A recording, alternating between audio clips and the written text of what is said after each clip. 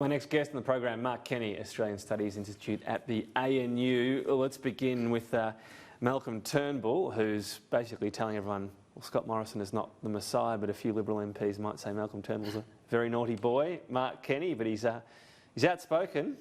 I do like the creativity of your Monty Python reference there. That's pretty good. Yeah, he's definitely outspoken. You know, he said that at one stage he described PMs who've left as miserable ghosts. Well, he seems to be, you know, pretty miserable about his situation. But he makes, I think, a valid point, and the danger for Scott Morrison in what Malcolm Turnbull has said, because you know, these are pretty direct criticisms. The danger is always when those sorts of criticisms crystallise a view that is perhaps already around in the community, and there's no doubt there's been a lot of you know, anxiety, dissatisfaction with the way Scott Morrison handled the bushfire crisis, particularly going away on holiday, taking some time to visit the fire grounds, you know, the sort of general policy overlay of the coalition's reluctance to sort of muscle up on climate change. Mm-hmm. And what Turnbull has said really just sort of crystallises all of that, and I think it will do Scott Morrison no good, and obviously he's done their relationship no good either.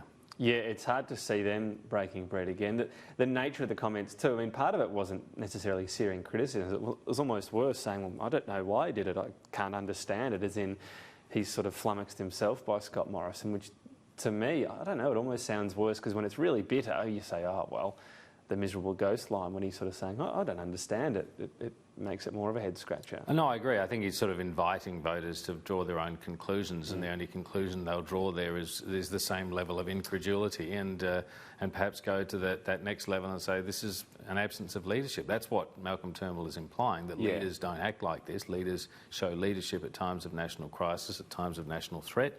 And he's at a loss to explain why Scott Morrison failed to do that. That's pretty much the message. Scott Morrison's attention within the bushfire crisis still going at the moment, very much, and Canberra had a bit of a scare yesterday, but is to focus on the Royal Commission and hazard reduction in particular. It's going to be somewhat effective, because if you look to what is the thing we can do before November, emissions is a longer term plan. Yeah. This is part of the sort of adaptation, I suppose, like it or not. So it's going to be effective, because there will be plenty of people wanting to, and there's nothing wrong with talking about that concurrently. No, that's right. I mean, the question is why do it? And there's, I think, a suspicion on the part of the broad left, you might call it, in the community, including, you know, ordinary people in the community who have very strong views about climate change, that this is a sort of a tactic for getting around the coalition's vulnerability on the climate change question, and so to sort of, you know, put the focus on this Royal Commission. I mean, we know that inquiries are always used in politics to effectively kick problems down the road a bit, but also to, in this case, you know, direct attention to another aspect of it. And I don't think that these... And a state responsibility, of course. That's right. I mean, it's interesting that Scott Morrison has been saying things like, you know, we don't have a national register of, you know, backburn or hazard reduction activity around the nation. Well, we don't have a lot of things nationally, because we are a federation and these are state responsibilities. But, you know, we can walk and chew gum. We can do both things, and I think people are looking to see the government act on both fronts. That is, you know, doing a review of what led to this crisis, but also looking at the longer term conditions that have exacerbated it so dramatically.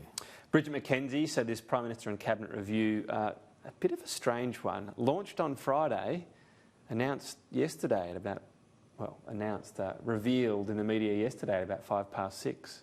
I don't recall that break between the announcement normally, and normally it's a circuit breaker. You say, all right, off we go. Yeah, just like we've been saying. Yeah. And then the revelations come out and you go, with PMC, it's with PMC. I don't quite understand the tactic apart from anything else. Well, perhaps it was one to be kept in the back pocket, get it going. If the situation deteriorates, if the story won't go away, then, you know, you bring it out, reveal that you've got this other level of inquiry going on.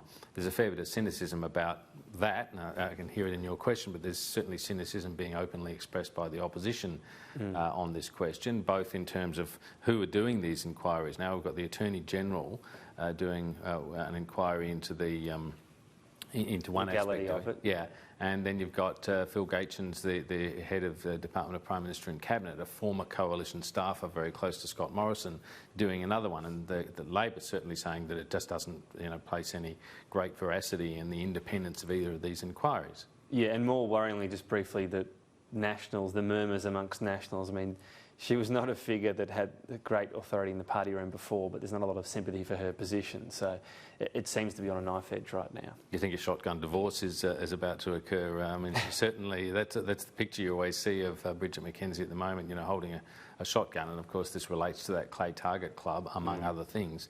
But yeah, it's a difficult one for the government because it does threaten to unleash mayhem in the Nats if McKenzie is removed, and there could be some jockeying, and it could get a bit untidy. So it's all it's a difficult period for the Prime Minister. We're just going to have to watch with interest. I think Labor will be looking for it to drag on into the introduction of Parliament, so that it can really use Parliament to apply the blowtorch to the government. Mark Kenny, thank you.